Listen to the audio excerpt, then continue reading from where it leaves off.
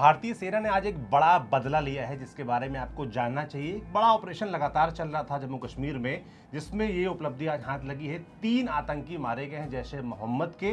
तो क्या ये बदला है, इसके पीछे की पूरी कहानी क्या है, जो आर्मी की यूनिट पैरा एसएफ इसमें इन्वॉल्व थी उसकी कहानी क्या है और क्यों इसे उपलब्धि के तौर पर लिया जा रहा है, इसके बारे में विस्तार से आपको इस वीडियो में बताएंगे। मैं सौरभ हूँ, मेरे साथी विनय सुल्तान है, जो लगातार आपको डिफेंस एक्सपर्ट के तौर पर आते रहते हैं, आपको डिफेंस की तमाम जानकारियाँ देते रहते हैं। और विनय खुद भी उत्साहित है इस घटना को लेकर, जिस तरीके से सेना ने आज 3 आतंकियों को मारा है और उसमें एक आतंकी ऐसा है जिसका मारा जाना बड़ी उपलब्धि है। क्या है कहानी?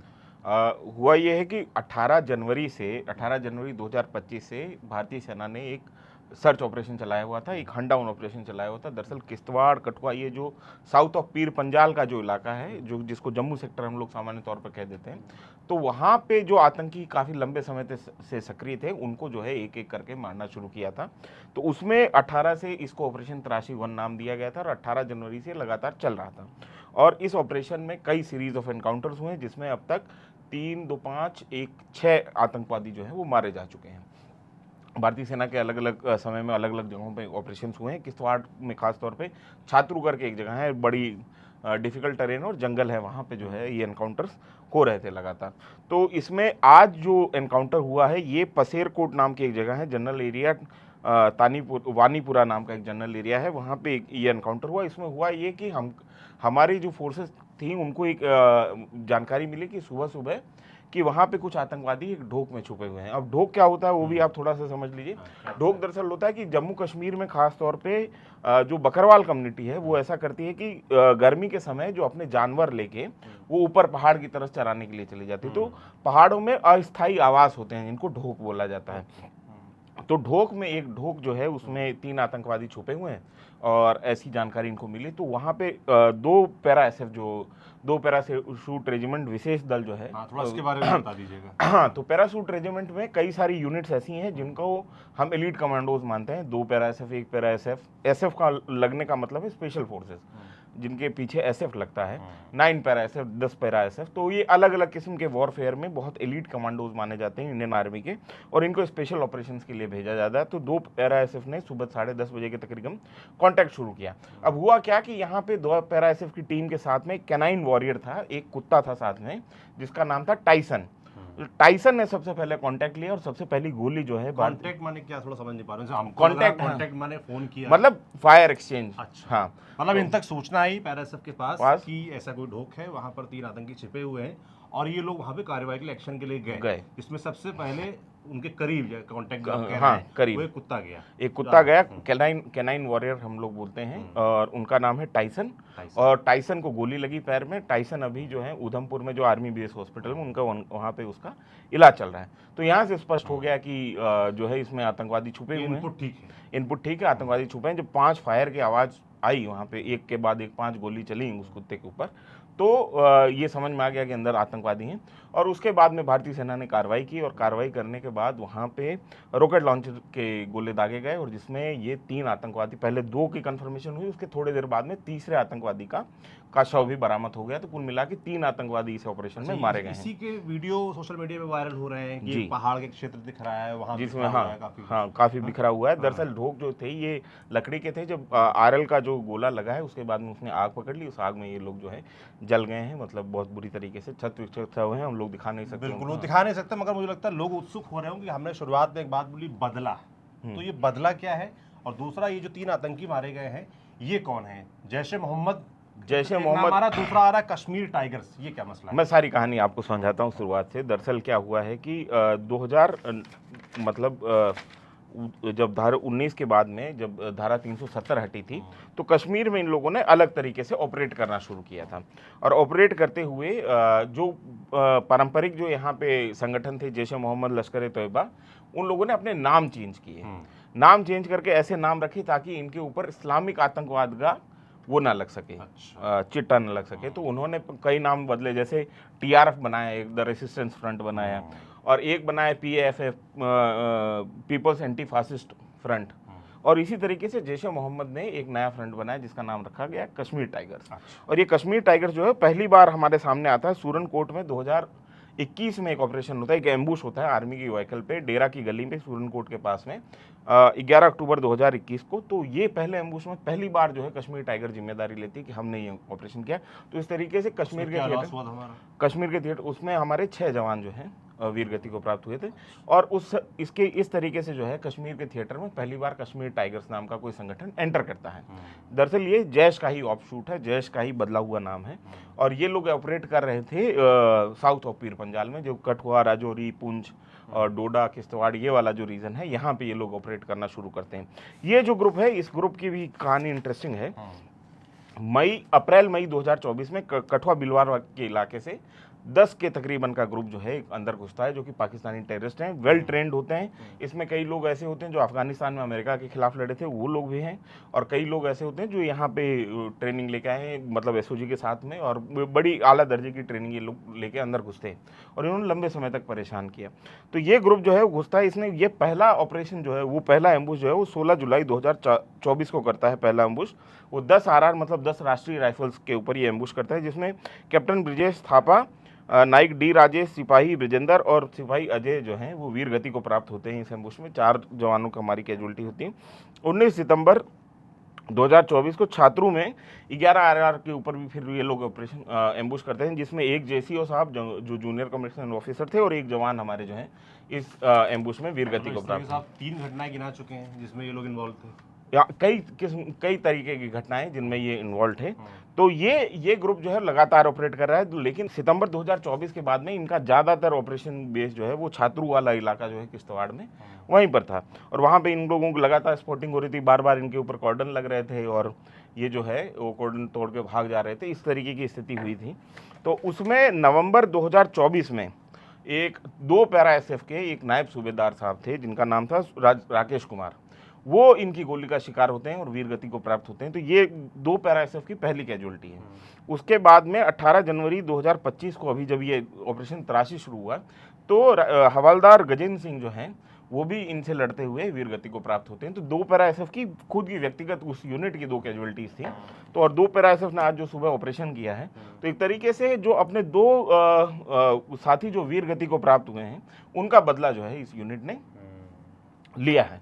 तो ये स्थिति, और इसमें जो है मारा गया जो शख्स है उसका नाम है सैफुल्ला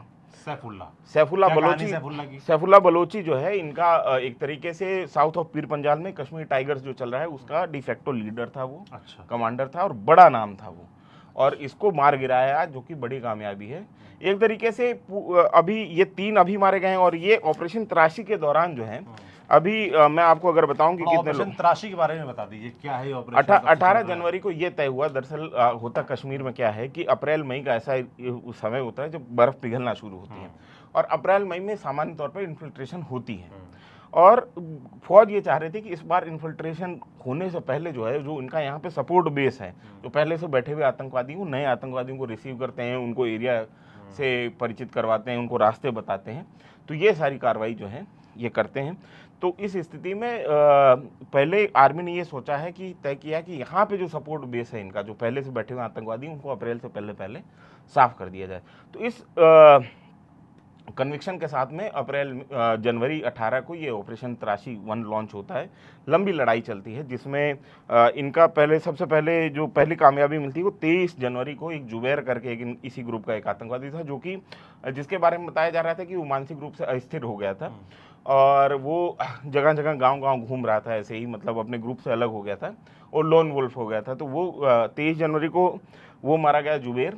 उसके बाद 4 फरवरी को आदिल नाम का एक आतंकवादी मारा गया, उसके साथ में एक और आतंकवादी मारा गया। तो ये 3 लोगों का ग्रुप था, जिसमें से ये एक आतंकवादी भागने में कामयाब हुआ। तो 2 ये मारे गए, एक जुबैर मारा गया और उसके बाद में 3 आज मारे गए। और इससे पहले इसी ग्रुप के इसी ग्रुप का एक और एनकाउंटर हुआ था। वो हुआ था दरअसल, मैं एक सेकंड आपको मैंने डेट लिखी होता है। ये बहुत गलत बात है, डायरी जो है ठीक से रिदम में लिख के लाया करिए। हाँ, मतलब अलग अलग। हाँ, तो इससे जो मैं ये बता रहा हूँ कि जुबैर एक, आदिल और एक +1 जिसको निकू बोला जा रहा था, कुछ जगह उस्मान बोला जाता, तो उसकी पहचान नहीं हो पाई। तो 3 ये मारे गए, 3 आज 6। और उससे पहले 12 अप्रैल 2025 को भी इनके 3 आतंकवादी मारे गए थे। तो टोटल 9 लोग जो हैं इस ग्रुप के सारे के सारे खत्म हो चुके हैं। कश्मीरी टाइगर जिसको बोलते हैं, कश्मीर टाइगर्स जो के जैश का आउटशूट था। इसके जो अप्रैल मई 2024 में जो ग्रुप घुसा था और जिसने काफ़ी परेशान किया था आर्मी को इस एरिया में, और कई जगहों पे कॉर्डन ये लोग तोड़ के भाग गए थे कई जगहों पे, और ये गांव में भी घूम रहे थे। और इन्होंने एक मोडस ऑपरेंडी ये अपना रखी थी सौरभ, कि गांव में जाते थे, और जबकि इनके पास लोकल टेररिस्ट भी होता था जो उस टेरेन से वाकिफ है, और इनके पास OGW नेटवर्क भी होता था। लेकिन ये करते क्या थे कि ये गाँव बहुत लोग समझ नहीं पा रहे होंगे, और ग्राउंड वर्कर ऐसे जो बिना हथियार असलाह के चलते हैं लेकिन आतंकवादी संगठनों के लिए काम करते हैं, मदद करते हैं, सप्लाई लेके जाते हैं, इस तरीके के काम करते हैं। तो इनके पास अपना OGW नेटवर्क भी था, लोकल टेस्ट भी होते थे एक दो साथ में। लेकिन इनकी मोडस ऑपरेंडी ये थी कि ये जाते थे गांव में और जाके पूछते थे कि ये फलाने गांव का रास्ता बता दो, वो फलाने गांव का रास्ता बता दो। तो लोग जो हैं फिर वो उसकी तुरंत सूचना जो है फौज या पुलिस को देते थे, और फौज पुलिस तुरंत जो है मौके पहुंचती थी, क्योंकि हमारे जवान तो ऐसे बैठे रहते हैं इंतजार में कि कब कांटेक्ट हो, कब आतंकवादी मिले तो उसको मार गिराया जाए। तो वैसी स्थिति में कई बार जो है इन लोगों ने ये सोचा समझा इस तरीके से बुलवा के आर्मी को उनके ऊपर एम्बुश किया। तो उसके बाद आर्मी ने इस तरीके के इनपुट पे जाना बंद कर दिया एक समय के बाद में। तो अभी पिछले एक डेढ़ साल पिछले कुछ समय से ऐसा हो रहा था जिन पे आर्मी भरोसा करती थी, जिन पॉइंट्स पे कि आ रहा है कांटेक्ट के लिए आ रहा है, वहाँ जाके खुद आर्मी फंस रही थी। हाँ, ये एम्बुश लगा देते थे। हाँ, ये गांव वालों को जाके पूछते थे ये यहाँ का रास्ता बता दो, वहाँ का पीछे AK-47 लटक रही, तो वो जैसे ही निकलेगा तो गांव वाला सबसे पहले क्या करेगा, आर्मी कैंप में जाके बताएगा, जो लोकल RR का कैंप है, या पुलिस को सूचित करेगा कि भाई हमारे गाँव में देखा गया है। तो आर्मी तुरंत फिर सर्च ऑपरेशन में लगती थी। जैसे ही सर्च ऑपरेशन में जाती थी लोग पहले से तैयार बैठे रहते थे। तो ये अभी जो हवलदार गजेंद्र सिंह जो शहीद हुए हैं अभी 18 तारीख को, उस ऑपरेशन में भी ऐसी ही स्थिति हुई थी। अच्छा। और वहाँ पे 6 जवान हमारे पैरा SF के जो है उनको किसी न किसी तरीके से चोट आई थी, गंभीर रूप से घायल हुए थे, जिसमें जवान हवलदार गजेंद्र सिंह जो है वो वीर गति को प्राप्त हुए थे। तो यही ग्रुप था, और इस ग्रुप ने बहुत घात लगा के जो है उनके ऊपर हमला किया था, जबकि वो सर्च ऑपरेशन में इन लोगों के गए हुए थे।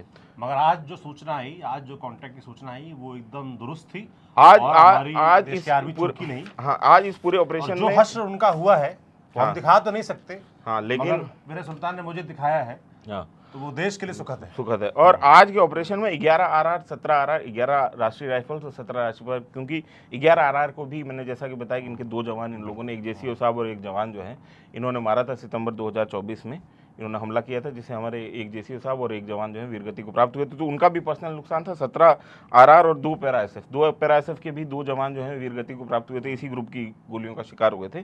तो ये तीनों यूनिट्स जो हैं इन्होंने मिल के ऑपरेशन किया। उसके अलावा CRPF SOG जो जम्मू कश्मीर पुलिस होती है वो होती है। तो ये एक SOP होती है, जॉइंट ऑपरेशन होता है, भारतीय सेना को सफलता मिले। एक जो है एक बाल सुलभ जानकारी, एक सवाल उत्सुकता मेरे मन में आ रही है, जो मुझे लगता है बहुत सारे दर्शकों के मन में भी आती होगी, कि जो इन्फिल्ट्रेशन की आप बात कर रहे थे कि इन्फिल्ट्रेशन इस वक्त होता है, हर साल होता है, क्यों होता है? मतलब ये आएगा लोगों के मन में कि हर साल होता है तो क्यों होता है? दरअसल हम लोगों का सवाल सुन लीजिए, सेना क्या करती रहती है? क्या कोई ऐसा बॉर्डर नहीं बना है जिसको वो लोग पार ना कर पाए? जैसे बीच में चलता है ना कि वायर लग रहे हैं, इलेक्ट्रिक वायर होंगे, कोई पार नहीं कर पाएगा बॉर्डर पे। क्या सिचुएशंस वहाँ, क्या टेरेन है जो उसको? हाँ, दरअसल हम लोग क्या है कि हम पूरे बॉर्डर को जो है एक लाइन की तरह देखते हैं, लेकिन जब आप उस टेरेन में जाएंगे, वो टेरेन अपने आप में इतना पोरस है, क्योंकि होता क्या है कि पहाड़ से नाले आते हैं, है ना, और जो पानी के बरसाती नाले होते हैं, तो जो जहाँ वहाँ पे वो अपनी जगह छोड़ देते हैं। तो नालों के जरिए भी कई लोग घुसते हैं। कई लोग जो हैं वो हमने जो फेंसिंग कर रखी होती है उस फेंसिंग को काट के घुस जाते हैं अंदर। तो और सारा पूरा बॉर्डर इतना लंबा है कि हर एक चप्पे पे आप नज़र नहीं रख सकते हैं। हालांकि NTRO, DRDO, camera, CCTV, drone, दुनिया भर चीजें आ गई हैं। वो हमको ऐसा यहाँ पे बैठ के लगता है, मेरे को भी लगता था, लेकिन जब आप वो टेरेन देखेंगे जाके, तो कई जगहों पे ऐसा है जो इनहेबिटेबल टेरेन है, चप्पे पे नजर नहीं रखी जा सकती। तो चप्पे पे नजर रखना संभव नहीं है किसी दुनिया की किसी। आप हमारी बात कर रहे हैं, मैक्सिको बॉर्डर से कितने ही लोग जो है वो इन्फिल्ट्रेट कर जाते हैं USA में, जिनको हमारे यहाँ पे डंकी बोला जाता है। तो वो इतना आगे का देश है जहाँ पे मतलब तमाम सारी बॉर्डर पुलिसिंग और ये सारी चीज़ें होती। किसी भी देश का जो बॉर्डर है वो इतना सुरक्षित नहीं होता है जितना हम लोगों को समझाया जाता है या आभास दिया जाता है कि बहुत सुरक्षित है।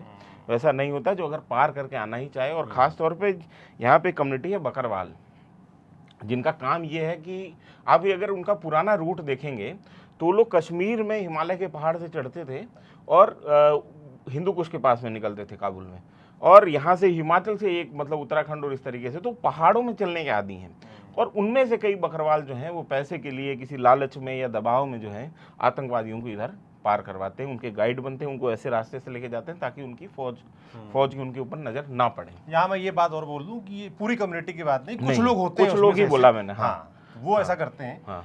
बाकी एक बड़ी उपलब्धि सेना के लिए कि जैश का जो कश्मीर टाइगर्स के नाम से कश्मीर में जाना जाता है, उसका बड़ा सबसे बड़ा सैफुल्लाह हाँ। मारा गया है। और उसके पीछे की जो भी डिटेल्स थी मेरे सुल्तान ने इस वीडियो में आपको बताई समझाई। आप भी कुछ और आपको लगता है कि और चीज़ें बतानी चाहिए हमको, तो कमेंट बॉक्स में लिखकर ज़रूर बताएं। बाकी न्यूज़ पिंच देखते रहे। मैं सौरभ त्रिपाठी हूँ, ये सुल्तान है, कैमरे पीछे मोहित है। शुक्रिया। शुक्रिया।